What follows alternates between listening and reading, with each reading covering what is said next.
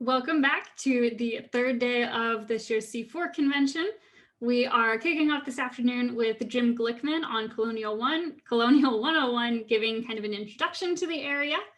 So Jim has been collecting since 2002, so for about 20 years, and is now one of the regional vice presidents of C4, as well as the education chair. So I believe that is plenty of introduction. I will let you take it away. Thank you very much, Leanna. Welcome to today's Colonial 101 presentation. Some of the other presentations, if you watched them, were more advanced. This one today is more basic. And, oops, I've lost the screen. I'm sorry. And this one is a little more basic.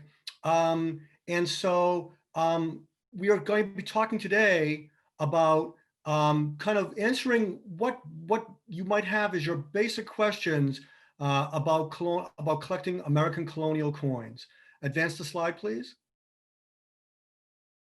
So the full name of today's program is really Collecting American Colonials 101, Holding History in Your Hand.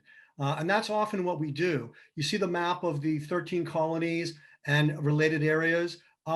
This is the area where it all happened. This is what we're focused on. And when we say holding history in your hands, you know, just like if you happen to see last night's two presentations, or the excellent ones last night or the night before, you know that collecting American colonial coins is very tied in with history. And as you'll see in today's presentation, that's a theme that'll run through today's presentation. Advance the slide. Oh, by the way, I've left, go back please. I've left Leo Shane's name on. It says presenters Leo Shane and Jim Glickman. We have given this presentation a number of times at the C4 convention, which is held annually in Baltimore, and we're at the Baltimore Convention Center. I've left Leo Shane's name on just to pay tribute to him and to indicate that he and I together have developed this program. He'll be giving, by the way, an excellent presentation if you stick around today at 3:30 on continental currency. Advance the slide, please. So before we get started, we've intermixed into our slides just a few coins that we just like, just for the heck of it, to show you our excitement. So this is one of Leo Shane's favorites. These are the so-called Fugio cents, authorized by the then Continental Congress. And you can see the iconography, Fugio, the date 1787, hard to read, but in the bottom it says, mind your business. Benjamin Franklin is credited with designing this, and he's telling people time flies, get busy and make this experiment here with the 13 colonies work hard. The back, United States, we are one, 13 interlocking rings for the 13 colonies. Doesn't get much more interesting than that. Advance the slide. So let's start off with the question, well, what do we mean when we talk about American colonials? What are American colonials? First of all, what time period are we talking about? When were they made? Were they made up until 1776 when we declared independence from England? Or are we talking about the time period that extends all the way up until the Constitution became law? Or are we talking about when the first federal mint in Philadelphia started operating, started minting coins in 1793, really opened in 1792 for trial strikes?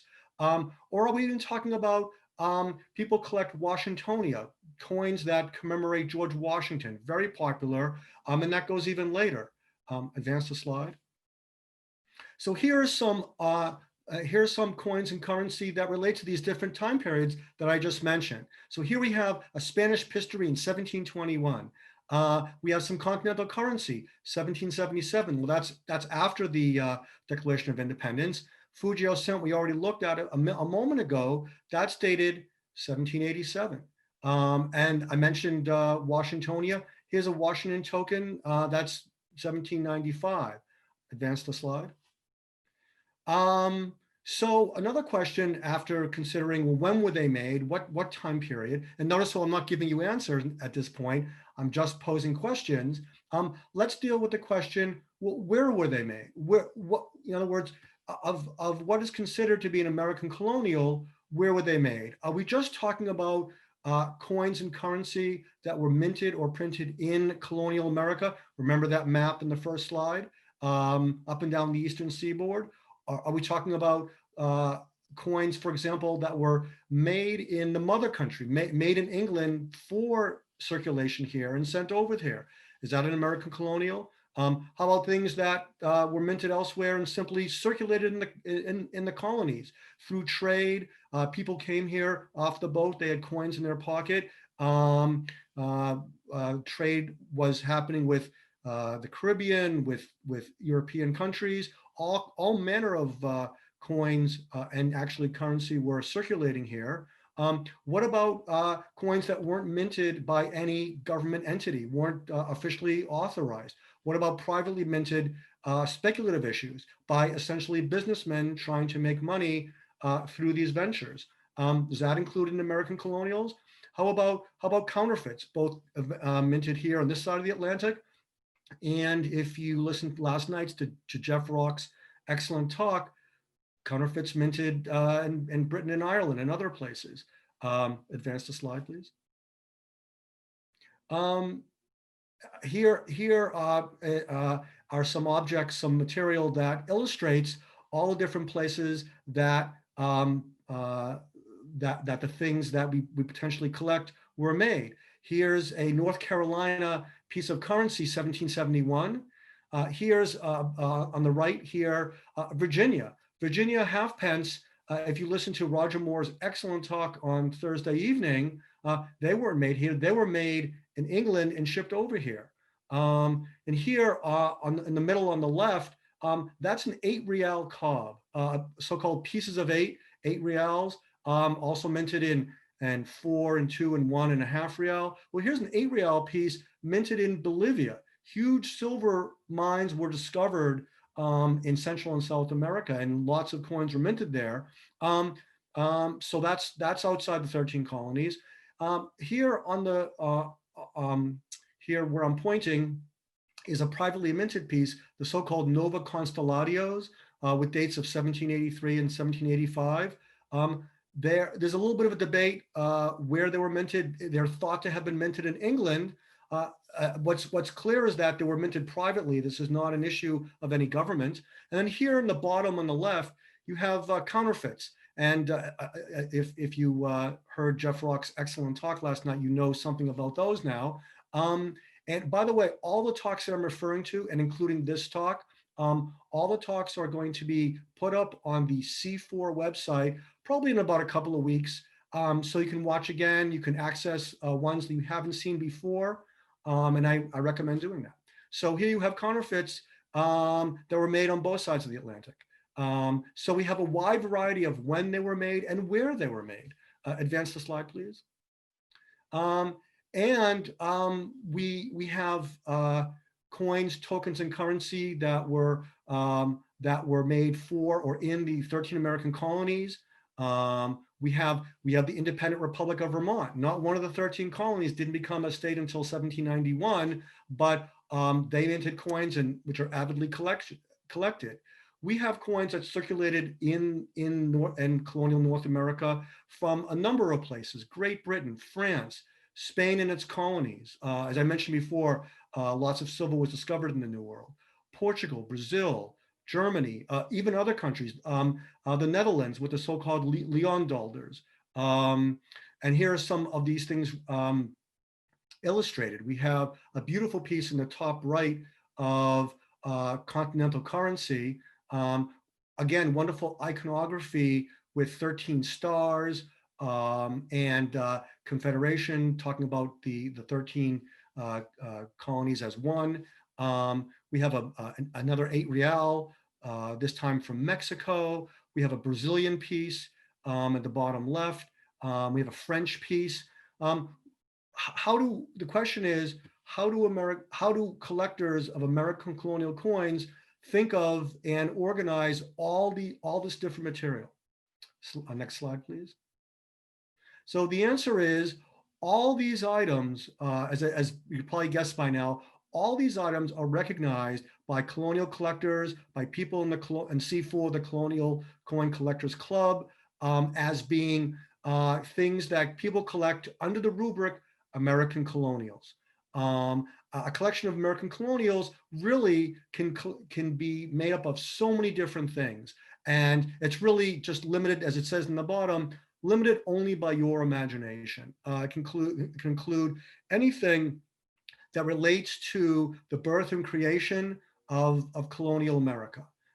Some people only want to collect things that were made here, and that's fine. That's very exciting.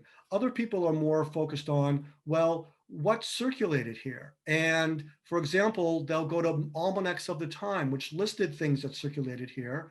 And we had a great talk last night by John Kraljevich talking about how we know it circulated here. And that's fine too. I think the only rule is, as long as you're enjoying it, you're having fun, you're learning, and it relates to the birth and creation of our nation, then I think you're a colonial collector. Next slide, please. So why should you collect colonials? The numismatic world is very large, lots of things to collect. Why spend time and precious resources here in our corner of the hobby in America and collecting American colonials? I'll just say colonials. And by the way, when I say colonials, some people say colonial, and which means before the Articles of Confederation, as well as the Confederation period, which is the time during the Articles of Confederation. That's a long title, and that's used in some academic works. We just use the word colonials to mean the colonial period, the Confederation period, and even Washingtonia, even beyond. So as we've said, it covers it all, and it's really up to you to what you want to delve into. Why should you want to collect colonials? Well, a lot of reasons. But they are survivors of another time. These pieces, whether it be a piece of currency or a coin, these are survivors of a time when our country was founded and being built. And I think that's very exciting. And it relates to if you're interested at all in the history of our country or how people lived in those days, you're going to be interested in colonials. It has to do with both the political, economic, and social aspects of those times. Here's a few questions to kind of illustrate kind of the historical interest in colonial material. What coin was minted in Maryland? What is Paul Revere's connection to colonial currency? What coin was authorized by the American Congress but minted privately? Now, some of you I know out there know the answers, because you probably have a mix of people that just are wondering about and maybe thinking about collecting colonials, or maybe they started a little bit and they want kind of to hear more about it, or maybe they collected for a while and wouldn't mind hearing a little refresher, or just curious. So some of you may know the answers to these questions, but what coin was authorized by the American Congress but minted privately?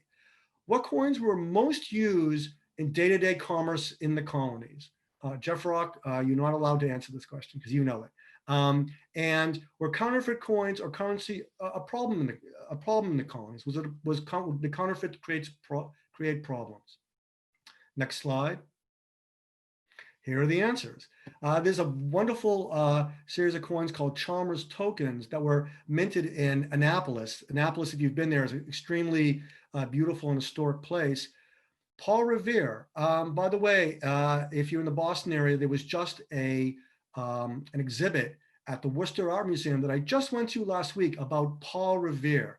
Paul Revere engraved the plates for some of the Massachusetts currency. All 13 colonies issued their own currency, including Massachusetts, and some of the most beloved issues of Massachusetts currency, the so-called codfish notes and the so-called rising sun style notes. Good old Paul Revere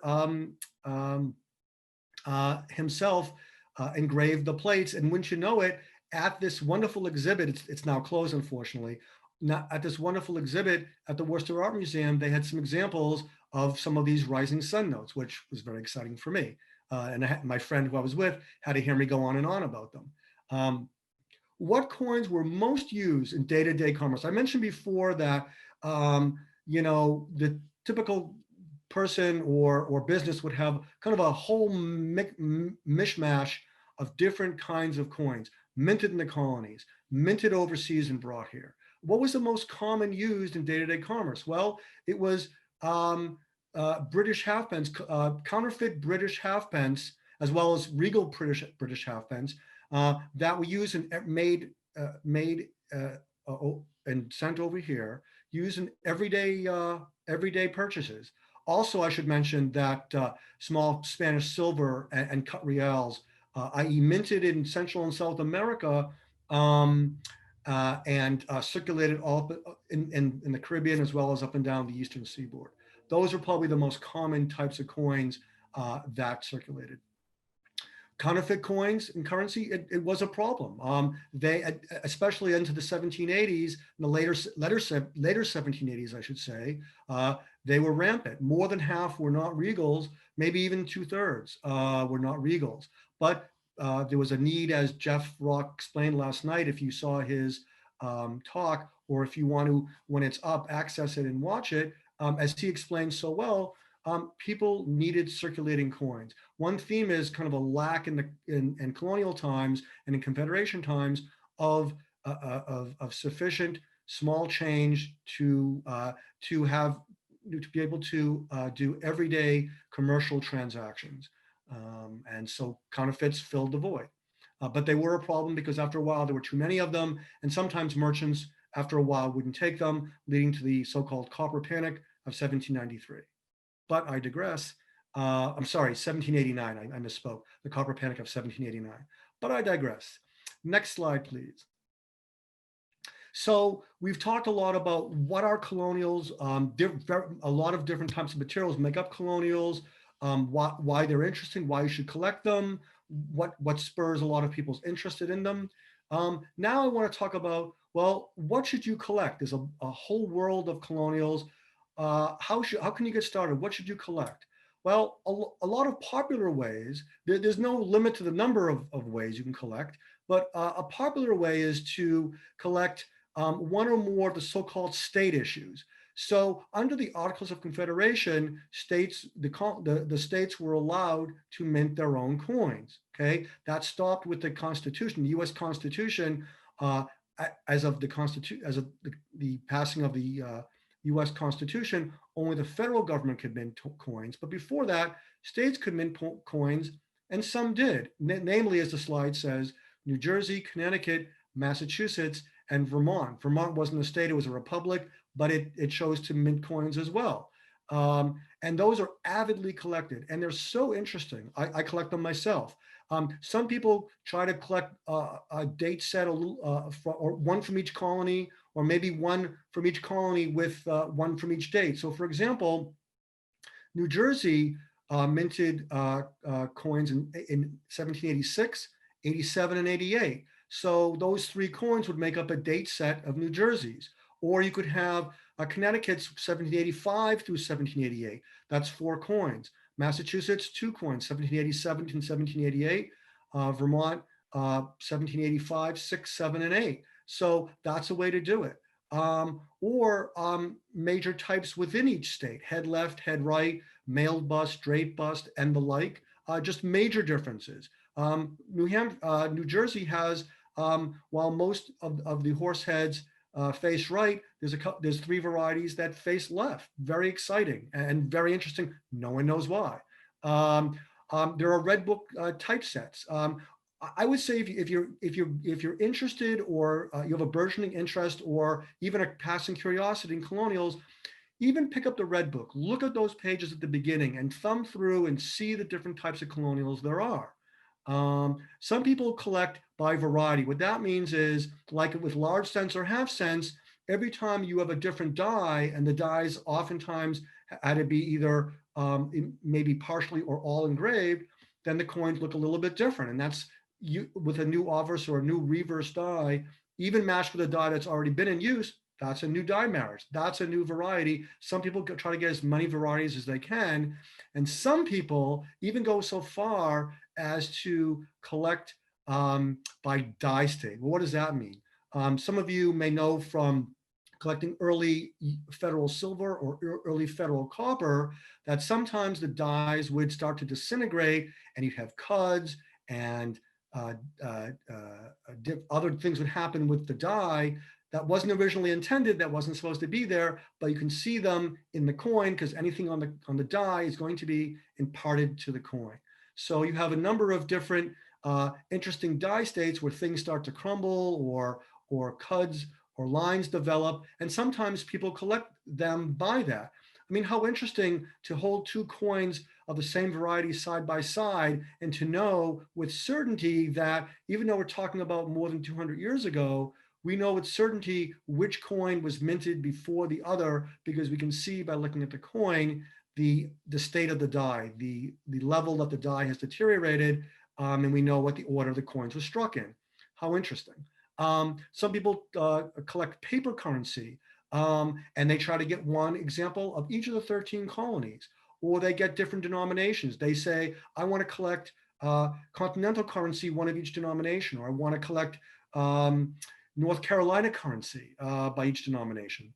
Some people collect by the signatures because wouldn't you know it, famous people sign these things, including some of the signers of the Declaration of Independence and the Constitution. Some people try to get those signatures because those are the original signature of the person. Fascinating. Some people really delve into counterfeits, as we heard last night from Jeff Rock's talk. And that's a whole world. It's a whole rabbit hole you can go down and not be heard from again for a while, and lose yourself and be completely fascinated. And counterfeits is kind of the newest area where discoveries are being made. It's only been intensely researched maybe in the past 15, 20 years. So discoveries and families are being put together all the time. Some people are very interested in Washingtonia, and there's a lot to do there. Some people want to think about what was minted in Spanish Civil, what was minted in Central and South America, because that circulated extensively throughout the colonies, and that's a whole world there. And you have shipwrecks. Some people want to get coins that were known to be and found to be in a group of coins that were rescued from a shipwreck. So there are so many ways to collect. In fact, I could spend the entire hour easily talking about ways to collect colonial coins. There's just that many ways. You could. I was thinking last night. I was listening to some of the talks. You could say, I want to collect just very lightweight coins because I think that's very interesting. It's rare to have very underweight coins that aren't counterfeits.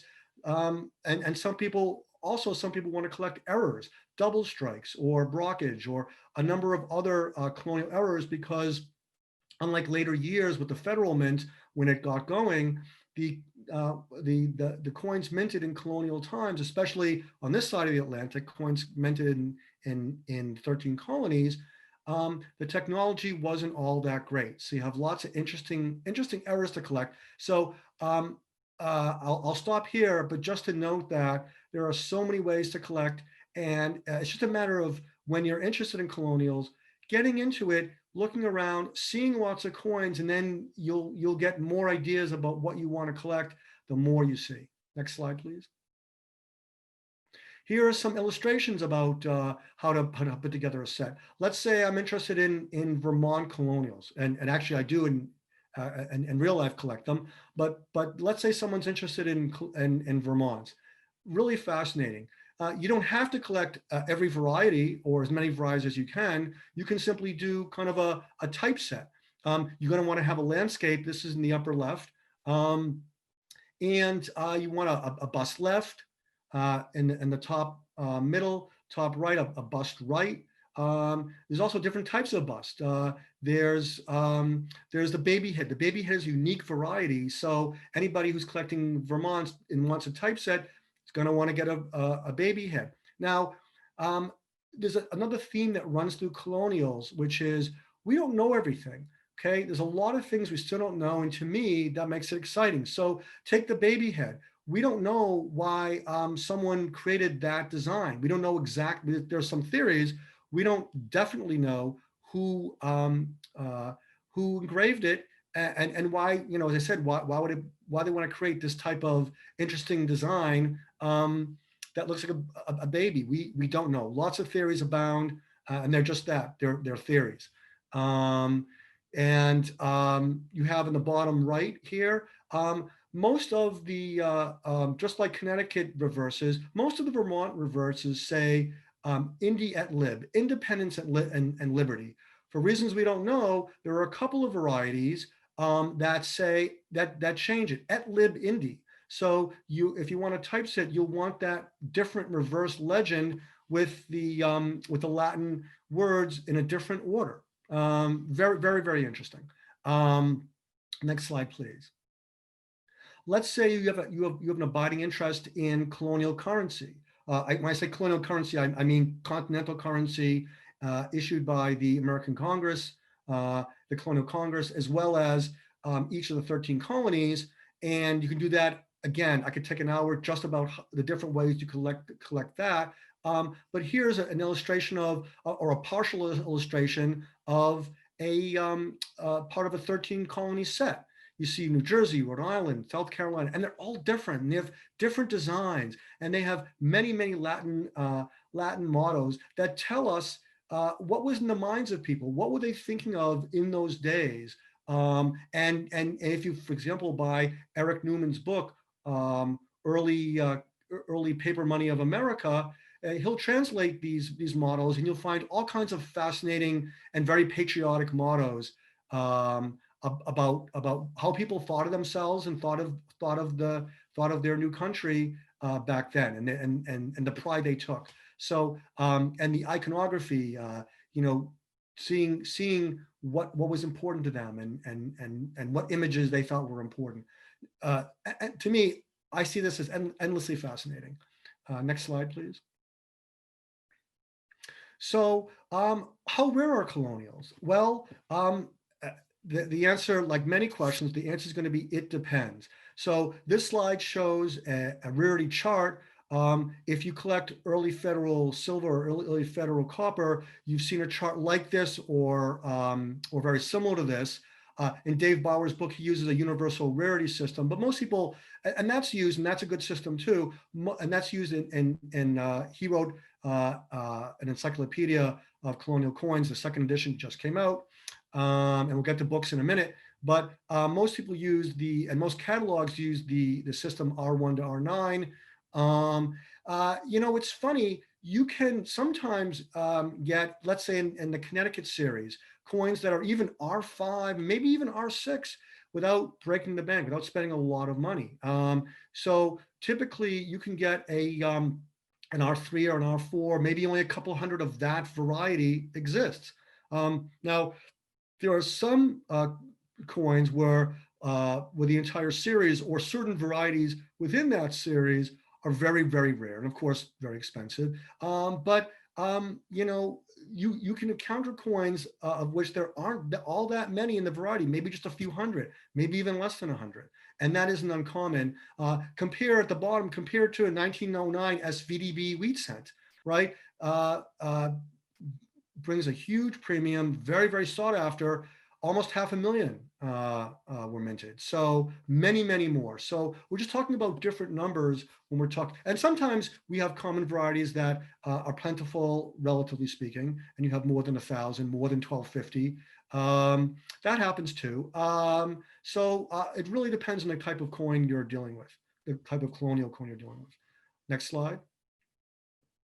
Are they expensive? I started to talk a little bit about it with the last slide, or I hinted at it. Really, again, the answer is it depends. Here are some illustrations. A very nice colonial copper has a story to tell. You could talk a lot about it and do a lot of research on it for $100 or $150, $200. Here's a codfish note I mentioned before. You'll remember that Paul Revere engraved it. This one, in a nicer condition, is $1,000. Probably can get one a little less with not as nice a condition. Continental dollar. Those can go for tens of thousands of dollars, up to 100,000. I mean, there are some very, very rare. If you have extremely rare colonial in just spectacularly high condition, once in a while you come across that, you can, or a brasher doubloon. Sometimes they can be very expensive, but on a budget, and we all have a budget. Our budgets are different. I certainly have a budget. I've collected many wonderful coins and pieces of paper, colonial paper money and continental paper money that are fascinating. I'm very proud to own. Next slide, please. We're just going to take a break from the slideshow and just as throwing in, like Leo threw in his favorite Fugio before, these are one of my favorites. This is so-called Nova Iborak, which is Latin for New York. Did New York authorize this coin? No.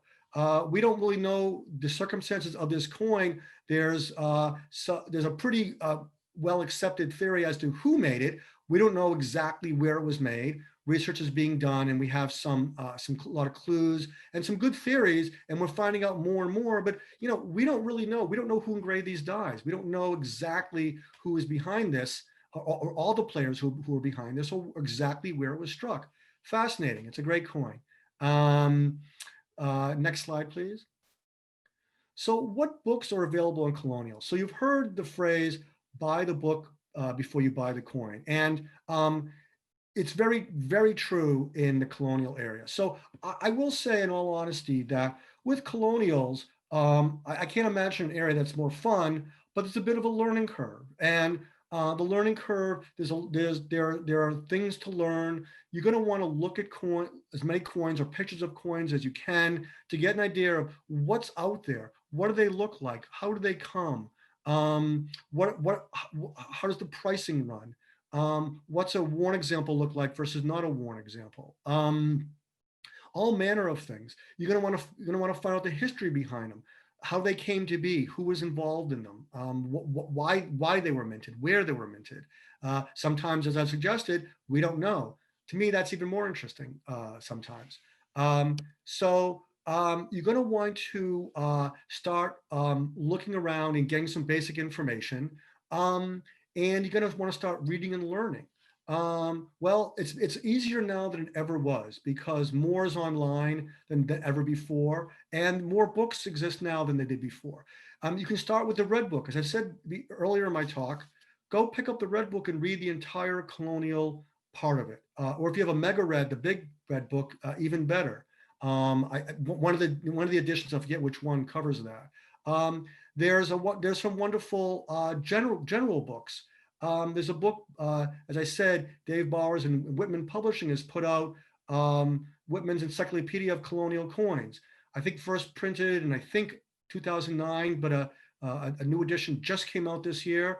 That's a great way, it gives prices, it gives the history of a lot of the most common colonials that people collect. It's a wealth of information, and it's very well done.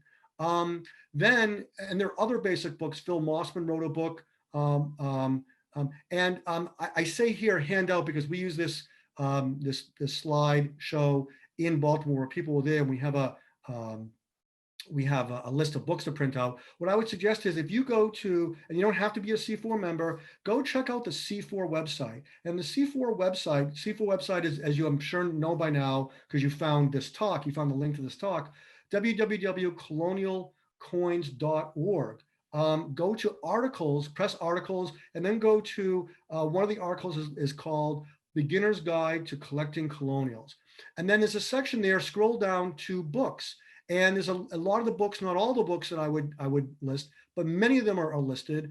Some general ones. There are books, if you decide, for example, I want to collect New Jerseys, or I want to find out a lot more about New Jerseys. Maybe I want to collect them. You want to look at, there's a book that came out a number of years ago, Roger Saboni, Jack Howes, and Buell-Lish did a wonderful book on New Jerseys. There's a book on Connecticut's that I think is coming out next year. Tony Carlotto wrote a book on Vermont's, and there's any number of other books. There are books on Hibernias and Rosa Americana coins. Rosa Americana coins, by the way, minted in England for circulation here. And a man named Sid Martin wrote an amazing book on it. St. Pat's. St. Pat's are avidly collected. They were brought over first to New Jersey and circulated beyond eventually. A wonderful book, again, by Sid Martin came out a year or two ago. So there's all manner of books. Also, the Newman Numismatic Portal, there's so much material there. You can go to research that's been done. There's something called a Colonial newsletter. Started in 1960, published until just a few years ago. Now it's been replaced by Gene, the Journal of Early American Numismatics. There's a wealth of information. You can get lost in just so much interesting things that have been written, theories that are propounded and supported. Other people have other theories. Things are proved or disproved. It is completely fascinating. I'll also at the bottom point to In Yankee Doodle's Pocket by Will Nipper, another great introduction to the whole area.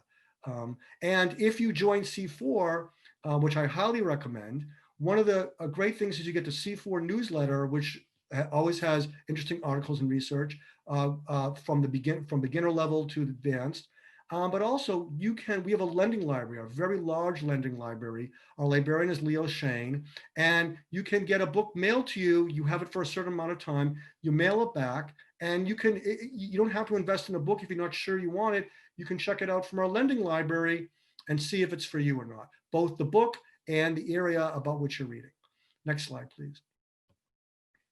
How do you grade colonials? Well, that's a really interesting and challenging topic because there's no one right answer. It isn't like, well, you count the number of letters in Liberty and well, that's a fine or a very good. It takes practice and it takes knowledge of that variety. So, for example, if you get to know a variety very well, let's say a certain variety of Connecticut coppers. Well, that variety may not have been struck up well, and it may often come even in specimens that aren't circulated, that haven't had much circulation. They may be weak at the centers or weak on some of the legends.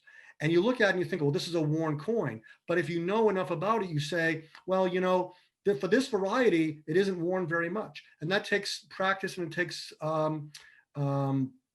the acquisition of knowledge. You want to look at catalogs. The more catalogs, either from Stax or Heritage or Goldberg's, or the Three Main, and there are others, the more you can get your hands on catalogs and look at them, see how they grade things, read the lot descriptions.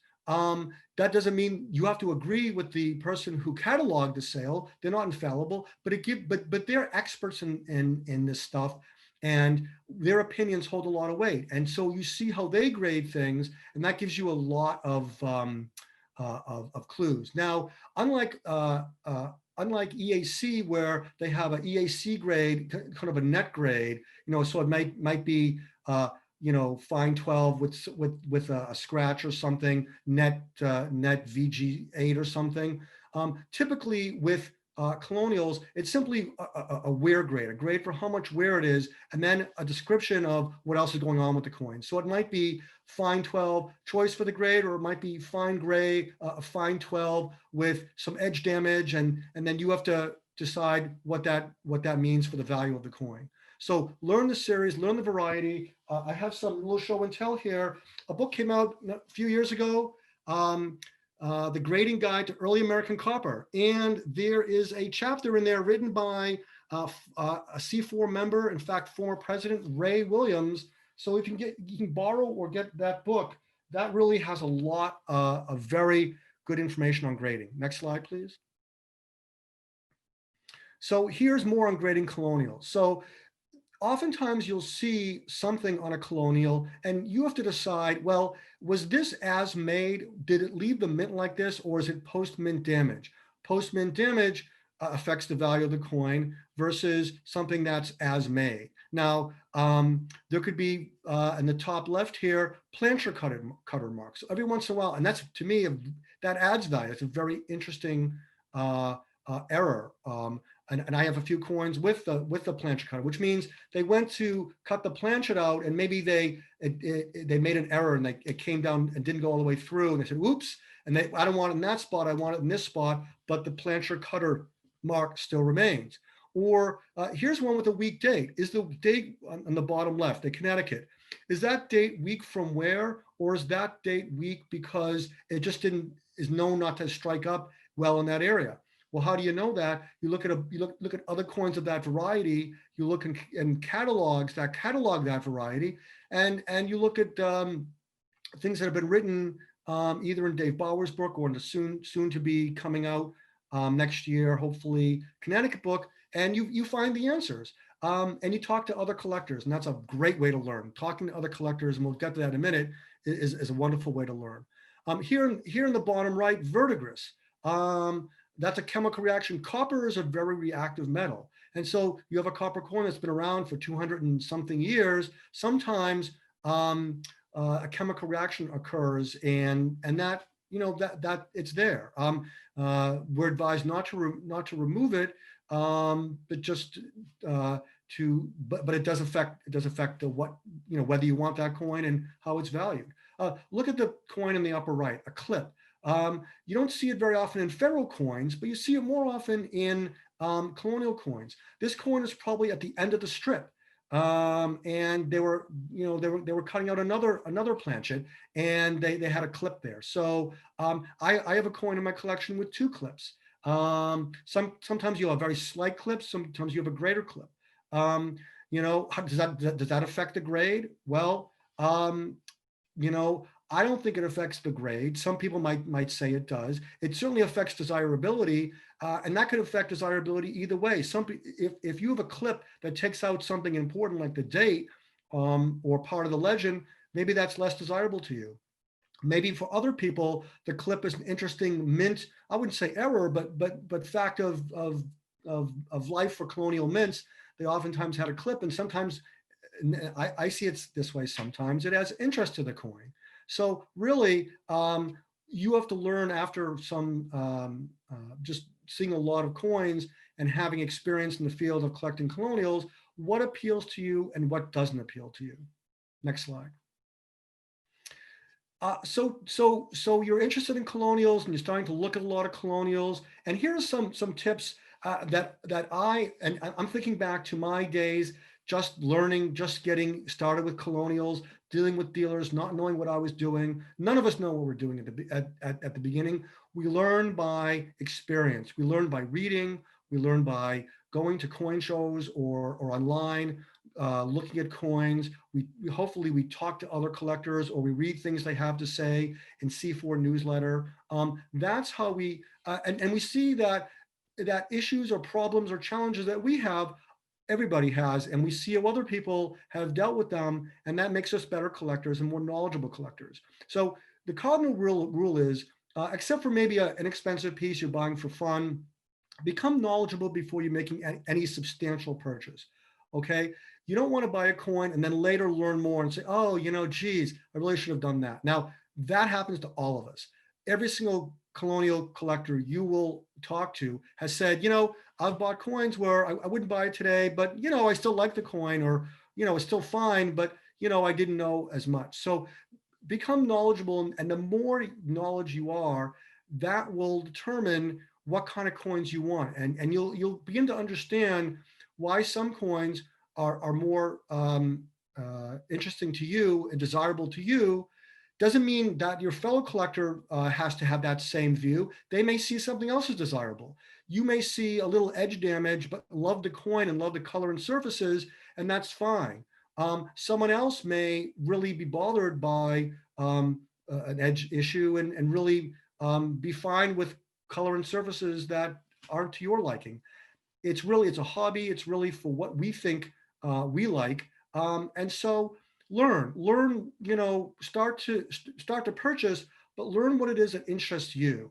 And if it interests you, then delve deeper. And then when you buy the coins, when you know more about what makes them interesting, why they were made, why they look the way they do, that's going to be a more satisfying experience. That purchase and owning that coin will be much more satisfying.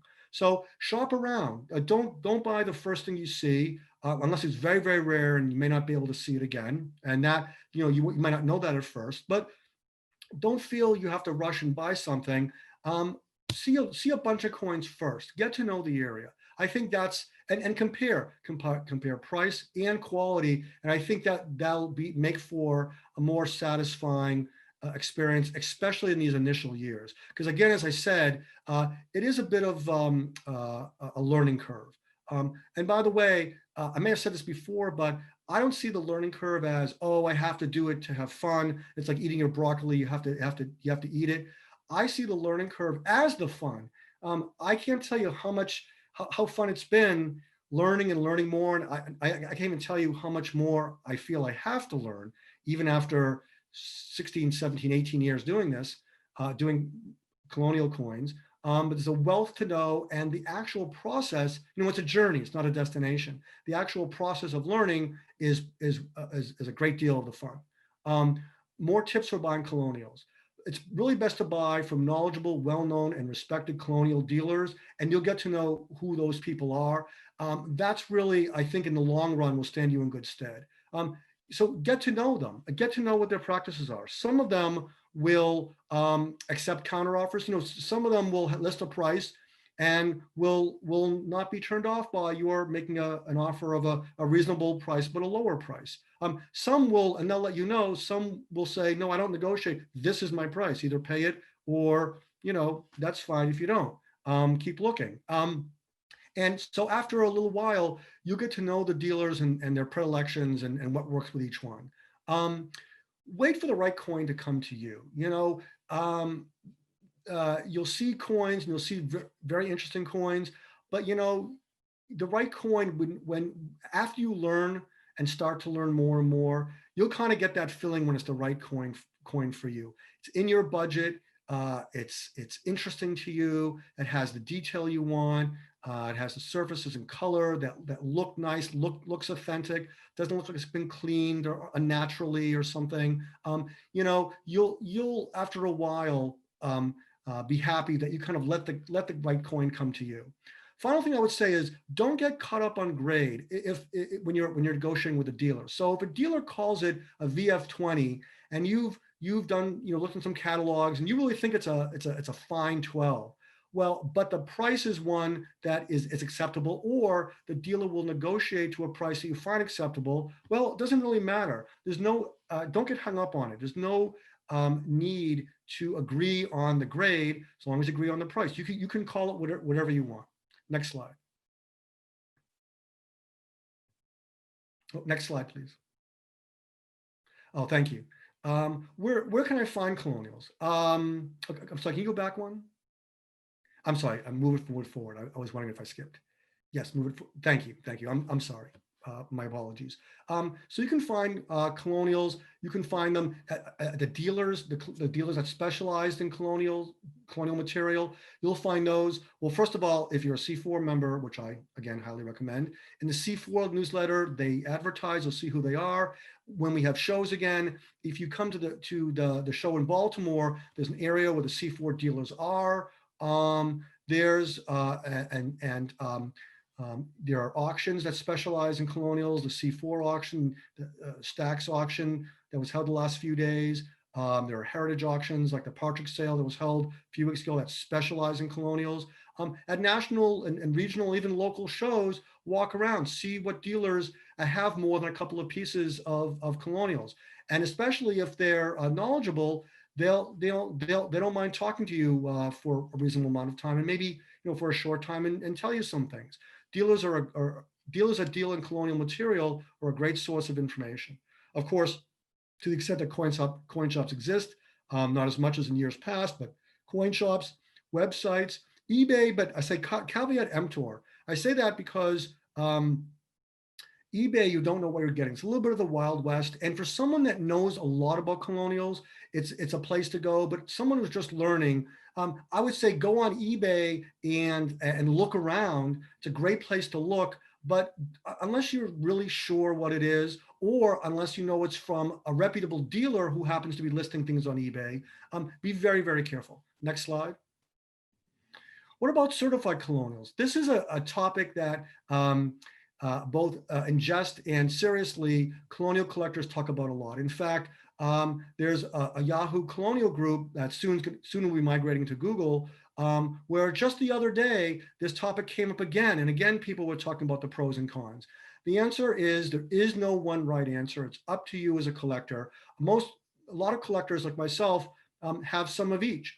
I have mostly raw coins, raw meaning they're unslabbed. They either never were in a slab or they were broken out of a slab. I like them. I want to pick up the coin. I want to be able to hold it and look at it. Get right up there with a magnifying glass and look at the detail. I want to be able to look at the edge. I want to be able to weigh it perhaps, or take a diameter. But you know, if you have it in a slab, there are pros there too. It protects the coin in the market. It may be easier to sell it, although you can always get a unslabbed coin slabbed. But a lot of people have very strong views on either side. What I do personally is I like to keep them raw. But if I have a coin from a major sale, like the Eric Newman sale, I might, or the Partridge sale, I might keep that in the slab. But I mostly keep them raw. But you can do whatever you want. I recommend for colonial currency, keep it in something that protects it, and don't take it out or take it out very rarely. So one more thing about slabs, don't believe what's on the slab. Mistakes are sometimes made. You know, we all have seen, all of us who have been collecting colonials for many years, see coins that the wrong variety or the wrong, even, you know, some other descriptor is simply wrong on the slab. So if a slab says VF20, you're free to make your own conclusion. And again, you want to, because you want to get your grading skills up. So don't believe what's on the slab, collect the coin and not the slab. Next slide. How do you care for your unslabbed, your non-certified colonials? And this is going to be some quick show and tell. Oftentimes, colonial collectors keep them in little, and you can get these from, these are sold, little cotton liners. And you put the coin in the cotton liner, you put the cotton liner in an envelope, and you write whatever you think is important about the coin on the envelope. The year, the type of coin, the variety, maybe there's a certain late die state, or maybe there's an error. You want to, maybe if you weigh the coin, you want to put the weight on it. Maybe you want to put some provenance information. You're going to maybe want to get a brush. You may want to, it's recommended that when you care for your coins, you're going to want to, every once in a while, a copper coin, just like with early federal copper, going to want to brush the coin. How to care for the coin, you really want to look at, there's a chapter on that in the grading guide that we talked about before, or talk to people about it. Some people use products like blue ribbon, acetone. Practice on inexpensive coins. Do not touch a coin that has value that you care about if you're not absolutely sure what you're doing, other than maybe a gentle brushing. Gentle brushing is fine. You want to get one of these jeweler's brushes and not any other type of brush. You want to be very, very careful. And before you do anything, you want to check with experienced collectors, maybe ask a dealer, and understand, look at chapter 1 of the grading guide for early American coppers that I held up before, and learn before you even try. Don't keep coins in the non-rigid, the PVC, with this PVC. Maybe if you keep it in a plastic holder, only the rigid kind that's non-PVC.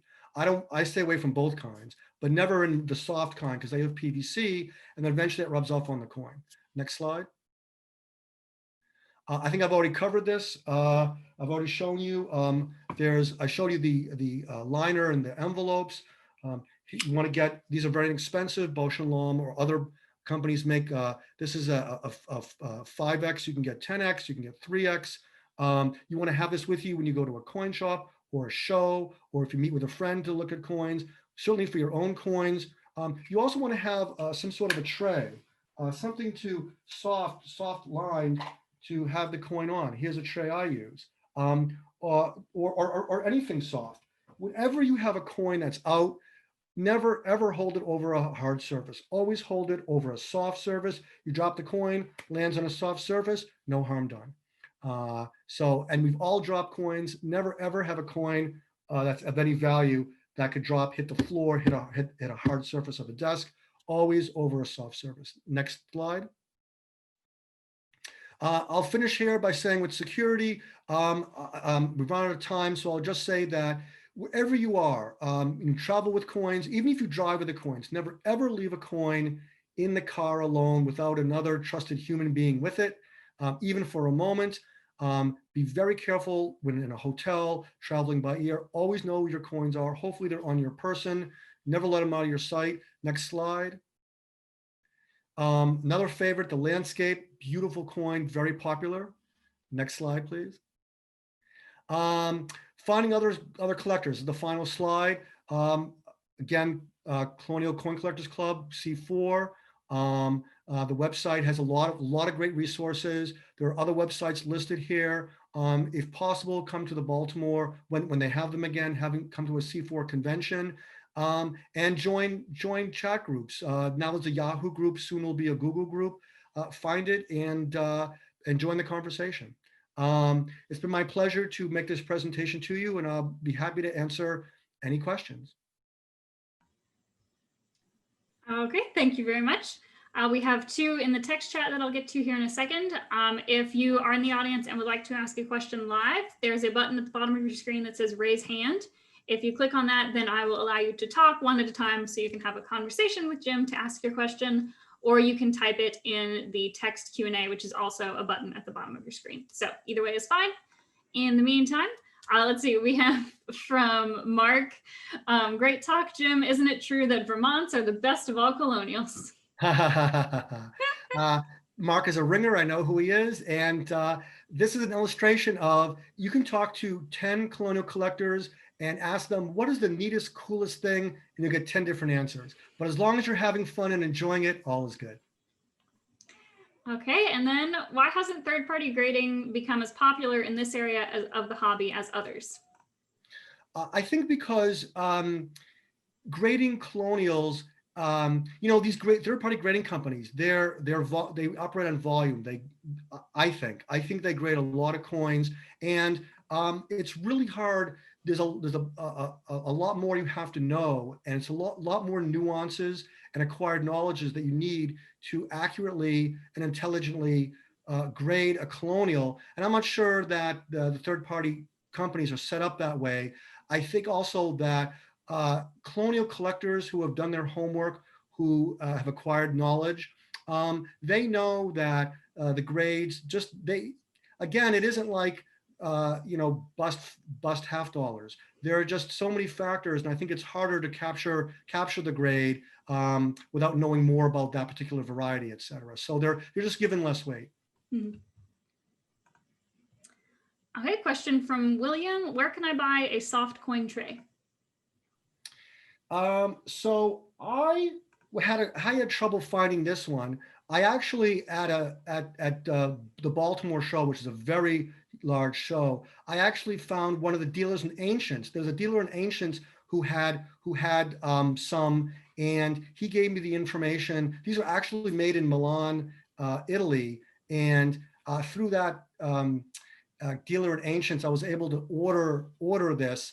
And I don't remember his name. They are a little bit of a harder to find, but I should say these nicer ones are harder to find. If you go to any like Wizard or any supply store, they're simpler, less expensive ones. They're simply a felt pad, and those are ubiquitous. Those you can find anywhere. So I would go to any coin supply, Wizard or any other coin supply company, and they'll have a coin pad or tray. Okay, let's see. And okay, there we go. We have another one from Mark. Of all the colonial things that people collect, which ones do you think have the greatest number of active collectors? That's a great question. I would think that there are probably, and most collectors probably collect more than one thing. So while some people really specialize and only do that one thing, typically a collector will collect different things. I would say that there are probably more collectors of the state coppers, especially Connecticut's and New Jersey's. They're probably the most. There aren't as many of Massachusetts copper collectors. There are a fair number of Vermonts, but not as many as Connecticut and New Jersey's. There are a fair number of Fujio collectors, and there are also a healthy number of people that collect Spanish silver, and a growing number with the more research done of people collecting counterfeit British and Irish, because we now know how much they circulated here. Okay, and then we have a hand up in the audience. This is Pam. So Pam, you should be able to talk now. In the lower left-hand corner of your screen, you found it. Hi, in reference to the trays that you discussed, the dealer is Edward Waddell and his website is coin.com. Thank you, Pam. That you just triggered my memory. That's exactly who I bought it from. That's correct. That's exactly who I bought it from. Yeah, Abaphil is the brand. Yes. Yes, yes. Right. And you can get less. I like them. They're really nice and they're a little more expensive, but I love them. You can again get less expensive ones from any coin dealer, from any coin supply dealer. Right. All right. Thank you. Pam. Okay, then I believe that is all we have at the moment. So I think that wraps us up. Thank you very much, Jim. It was a very educational talk and an excellent introduction to a very complicated area of numismatics. And thank you everyone who tuned in. We have our last presentation of the series starting at 3:30 with Leo Shane, talking about some colonial currency. So I hope to see some of the same names pop up for that one. And then unless you have any closing remarks, I believe that wraps us up. I would just say that if, again, joining C4 for me, and I hope for you, was a wonderful way to get from the really intro level to the more advanced level. I can't stress how much it helped me in my development as a collector. All righty. See you all in about half an hour, I hope.